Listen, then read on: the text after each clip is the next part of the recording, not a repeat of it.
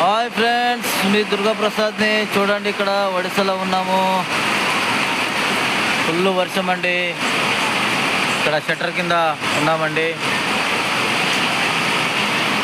So friends, మరి ఈరోజు ఈ నైట్ ఇక్కడనే పడుకుంటాము. ఇక్కడ చూడండి, నా బండి ఇక్కడ ఉన్నది.